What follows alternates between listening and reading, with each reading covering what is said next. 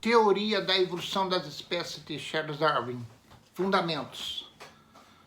Seleção natural. O meio ambiente seleciona os indivíduos mais aptos, que sobrevivem, se reproduzem e transmitem suas características à próxima geração. Darwin observou que a vida é uma luta pela sobrevivência entre as espécies, de modo que os indivíduos de características desvantajosas são eliminados pelo ambiente no decorrer do tempo. Ancestralidade em comum. Todas as espécies existentes tiveram ancestral em comum que passaram por modificações no decorrer do tempo, de modo que as espécies extintas e as espécies adaptadas ao meio evoluíram. Todas as espécies tiveram um ancestral em comum em algum momento passado. Teoria sintética da evolução ou neodarwinismo. Fatores que aumentam a variabilidade genética entre as espécies. São duas. Uma é a mutação. Pode ocorrer em genes ou cromossomos, de modo que ocorre mistura dos novos genes ou cromossomos com o que já existia, aumentando a variabilidade genética.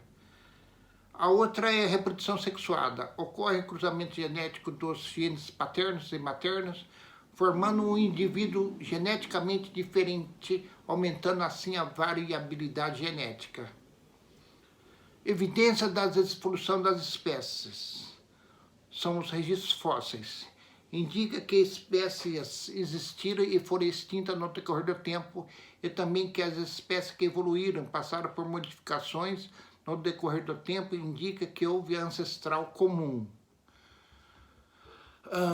Os órgãos homólogos e os análogos. Os homólogos possuem origem embrionária semelhantes, podendo ter funções similares. Exemplos: nadadeira de golfinhos e nadadeiras de baleias.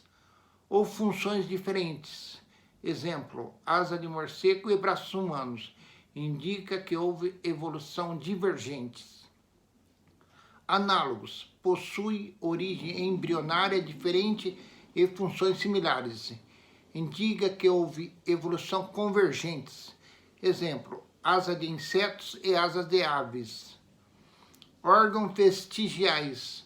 São órgãos de pouca ou nenhuma função no corpo, como o apêndice e o cóccix. Indica que foram importantes aos ancestrais e perderam a função no decorrer do tempo.